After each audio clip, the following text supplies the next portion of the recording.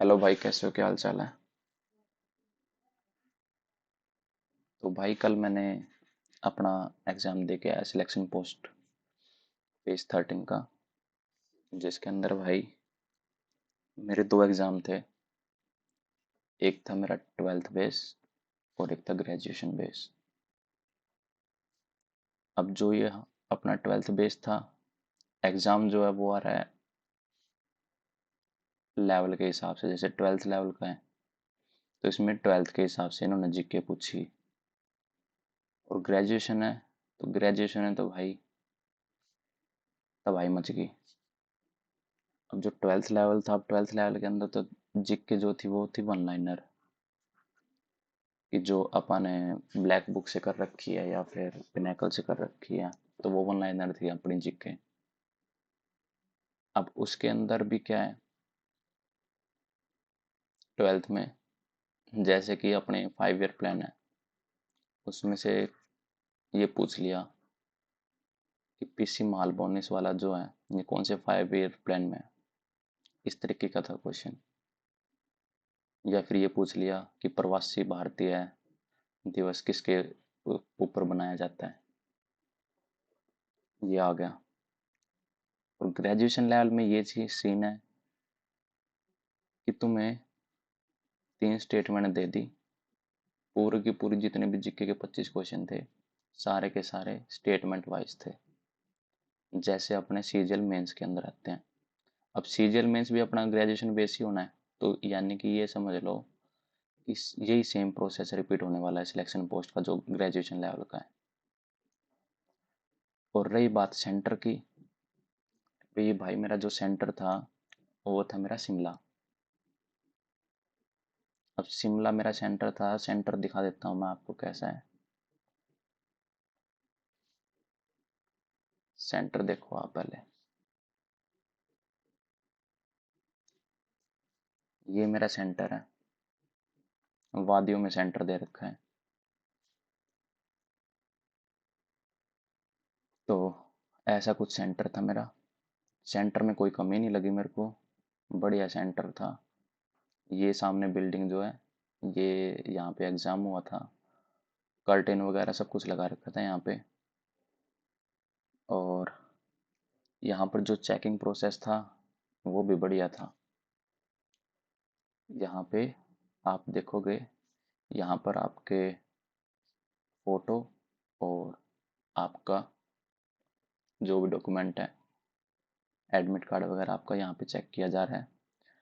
और अच्छे से चेक कर रहे हैं, मतलब इस सेंटर पे तो यहाँ पे मेरे को ऐसा कुछ देखने को इशू आया नहीं है। मेरे हिसाब से जो भी ये इशू आ रखा है ना, ये सेंटर वाइज आ रखा है। जैसे ये जो ये शिमला का है ये तो ठीक था, इतना कुछ खराब लगा नहीं। और जो ये था एयरपोर्ट के पास, शिमला एयरपोर्ट के पास था सेंटर। हाँ, वो कह सकते हैं, क्योंकि ट्रैवल में दिक्कत आई थी। जैसे हम तो प्लेन में रहने वाले बंदे हैं, और पहाड़ों की आदत है नहीं, तो उल्टियाँ वगैरह ये गिरती हुई गई थी। और चेकिंग भी ये बढ़िया कर रहे हैं, जूते वगैरह निकलवा के, वही जैसे टीसीएस कराती थी वैसे ही।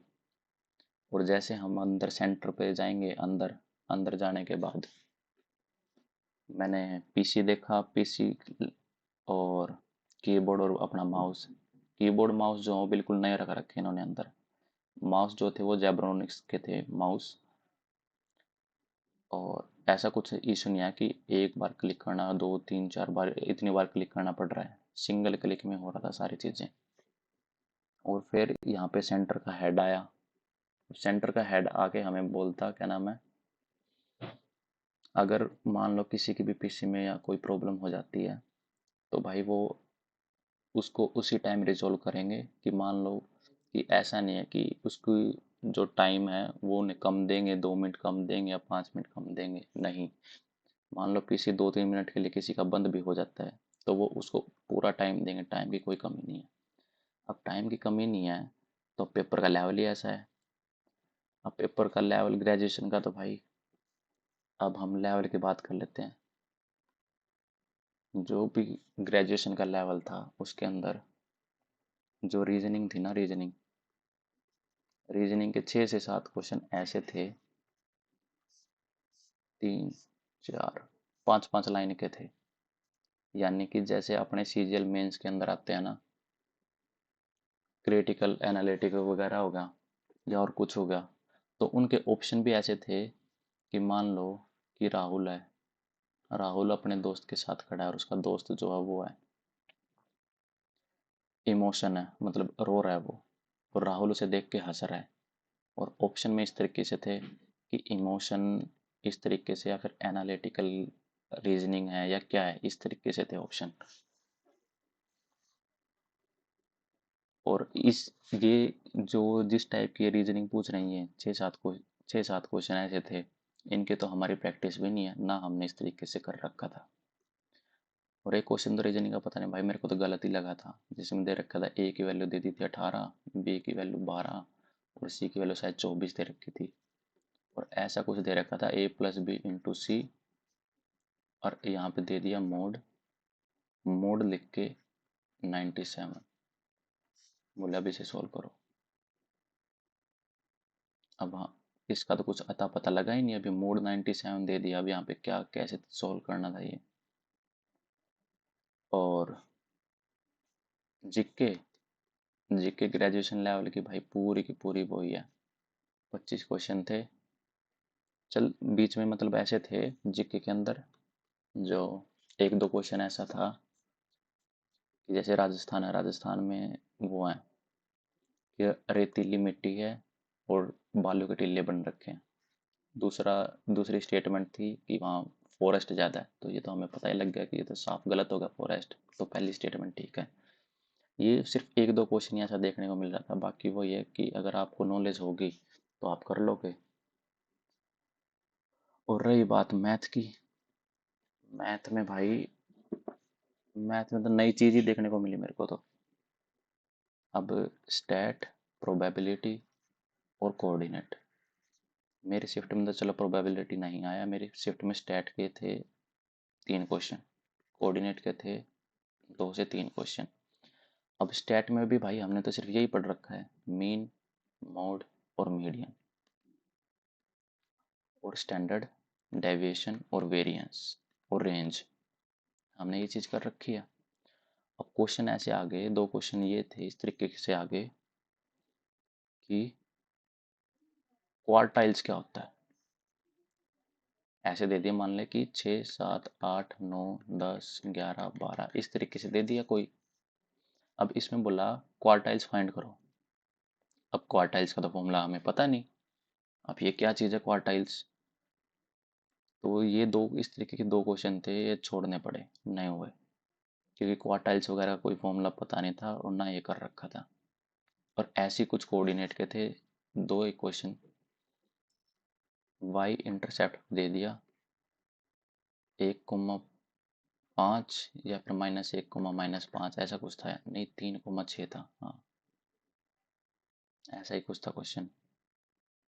और ऑप्शन दे रखे थे 10/3 था और -9/4 था, 9/4 था, इस तरीके का था कुछ क्वेश्चन। और बाकी क्या नाम है, मैथ में एक दो, जैसे पहले अपने क्या होता था, ज्योमेट्री के आते थे अपने क्वेश्चन एडवांस मैथ से, कि 4 से 5 ज्योमेट्री आ गई। अब की बार ज्योमेट्री की जगह अब की बार इन्होंने जोर दे दिया स्टैट पे और कोऑर्डिनेट पे। अब ज्योमेट्री का भी आया था क्वेश्चन, एक दो ही क्वेश्चन आया था ज्योमेट्री का, और एक अलजेब्रा का आया था। अलजेब्रा तो ये बिल्कुल वो पूछ रहे हैं कि फॉर्मूले वाइज, कि मान लो a+1/a की वैल्यू दे दी और a6+1/a6 की वैल्यू निकाल दो, बस। अलजेब्रा का इस तरीके से था। और एक टाइम एंड डिस्टेंस का क्वेश्चन था, वो पता नहीं मेरे को गलत सा लगा था। और एक क्वेश्चन हाइट एंड डिस्टेंस का भी आ रहा है। मतलब ये है, इन्होंने सारे चैप्टर कवर कर दिए। और जिसको थोड़ी कंसेप्चुअल नॉलेज है, कंसेप्चुअल नॉलेज के भी 2-3 क्वेश्चन थे, कि मान लो कोई पॉलिनोमियल दे दिया, अब पॉलिनोमियल के ऑप्शन दे दिए कि अब इनमें से पॉलिनोमियल बताना कौन सा था, इस तरीके से था। और करे बात अब हम इंग्लिश की, इंग्लिश का भाई पैसेज आया पूरे पेज का। और पैसेज भी ये नहीं कि ना में तुम पढ़ लोगे और आराम इजीली तुम कर लोगे, नहीं, उसकी लैंग्वेज भी तगड़ी लैंग्वेज दे रखी थी, और क्वेश्चन पूछे वो भी अच्छी लेवल के पूछे। जैसे पार्ट ऑफ स्पीच होती है ना, पार्ट ऑफ स्पीच करके था कि बीच में कुछ दे दिया, अब बताना ये फ्रेजल वर्ब है, सेंटेंस फ्रेज है, इस तरीके से। और वन वर्ड भी और ईडियम भी नए देखने को मिले थे। और सबसे ज़्यादा आ रहे हैं एक्टिव पैसिव और डायरेक्ट इनडायरेक्ट, ये चीज़ आ रहा है इंग्लिश के अंदर। ओवरऑल बात करूं तो 100 क्वेश्चन है, और जब हम रीजनिंग स्टार्ट करेंगे, सबसे पहले मतलब मैं तो रीजनिंग अटेम्प्ट करता हूँ, 3 क्वेश्चन कर लिए, चौथा क्वेश्चन वही आ गया लाइन वाला, छोड़ दिया, देखते ही छोड़ दिया, क्योंकि ये क्वेश्चन वो हैं कि तुम्हारा स्टार्टिंग में टाइम खा जाएंगे और तुम पूरा पेपर भी नहीं देख पाओगे, छोड़ दिया। फिर पांचवा ऐसे आ गया इसी तरीके से, फिर छठा सातवां करने के बाद आठवां फिर आ गया, फिर इसको स्किप कर दिया। तो इस तरीके से करते करते अब जो पूरा पेपर था ग्रेजुएशन लेवल का, अगर एक्यूरेसी के हिसाब से बात करें तो ज़्यादा से ज़्यादा बंदे हद मार के 65 से 70 क्वेश्चन मतलब ठीक कर लेंगे, हद मार के हैं ये। इससे ऊपर तो वही है, फिर बाद में तुक्के तुक्के मारे जाने हैं। और जो ट्वेल्थ बेस था, ट्वेल्थ बेस में कह सकते हैं क्योंकि उसमें वन लाइनर तरीके से थी, जीके भी वन लाइनर थी, और मैथ्स में भी कुछ क्वेश्चन ऐसे थे जिसमें थोड़ा दिमाग लग रहा था। 4 से 5 क्वेश्चन ऐसे थे मैथ के। और इंग्लिश उसकी ठीक थी, इंग्लिश और रीजनिंग, रीजनिंग में थे जो ये क्रिटिकल एनालिटिक वाली जो रीजनिंग है उसके थे 3 4 क्वेश्चन ही थे उसके, लेकिन वो थे वन लाइनर। जैसे ट्वेल्थ लेवल में वन लाइनर थे और ग्रेजुएशन लेवल में तुम्हारे अब वही लाइन बढ़ जाएंगे 4 5, बस उस हिसाब से करना था। तो ओवरऑल बात करें जो ट्वेल्थ का है पेपर, इजी टू मॉडरेट है, और ग्रेजुएशन की बात करें मॉडरेट टू हार्ड। ये था भाई लेवल। और सेंटर तुमने देख ही लिया। सेंटर में भाई हमारा तो ऐसा था कि वो जैसे पानी है, पानी भी वो खुद ही दे रहे थे हमें क्लास के अंदर ही, जिसको पानी पीना था बोतल रख रखी थी ना उन्होंने। तो एग्ज़ाम स्टार्ट होने से पहले वो बोले लो जिसने पानी पीना, अब उन्हीं की सीट के ऊपर पानी पकड़ा रहे थे वो। ऐसा कुछ नहीं था कि और कुछ देखने को मिला यहाँ पे। अब वही मैं कह रहा हूँ कि ये सेंटर सेंटर के ऊपर डिपेंड कर रहा है कहाँ पे किसका सेंटर है, और उसका सेंटर पे क्या उन्होंने तबाही मचा रखी है। तो जो मेरा सेंटर था ये शिमला वाला, इसमें मेरे को ऐसा कुछ देखने को मिला नहीं। मेरे को चीज़ बिल्कुल नॉर्मल लगी कि जैसे चल रही हैं बस। एग्ज़ाम जो लेवल है ना, अब वो इन्होंने कर दिया भाई, दिखा दिया इन्होंने कि हाँ भाई ग्रेजुएशन लेवल का ये लेवल होता है। अगर यही सेम सीजल में भी फॉलो कर लिया तो अब जो ये 150 कट ऑफ जाती थी ना, अब ये 125 पे आगे गिर जाएगी इस हिसाब से। और जो ये क्वेश्चन है अभी, ये तो आंसर के आने के बाद ही पता लगेंगे, क्योंकि जब हमारे टीचर सॉल्व कराएंगे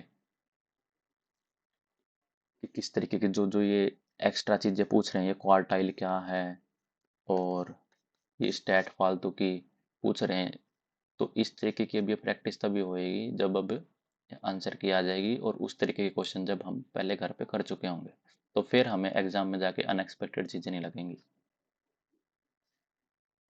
अब शायद से 1 तारीख तक चलेंगे ये एग्ज़ाम, 1 या 2 तक, अब जो जिसके बीच में कैंसिल हुए हैं उनके भी शायद निपटाएंगे। उसके बाद फिर ये आंसर की डालेंगे 4 5 दिन के अंदर। और जब वो क्वेश्चन करने हैं, मेन है ग्रेजुएशन लेवल के क्वेश्चन करने हैं, क्योंकि सीजीएल में यही आना है, ग्रेजुएशन लेवल ही है। अब यही क्वेश्चन जब आंसर की आ जाएगी तब प्रैक्टिस हो पाएगी। तो भाई ये था मेरा एग्ज़ाम का कच्चा चिट्ठा। तो भाई जिसका भी सेंटर अगर शिमला आया हो तो भाई तुम भी बताना कैसा सेंटर का बर्ताव था वहाँ पे, कैसा स्टाफ था, कैसा क्या था। तो भाई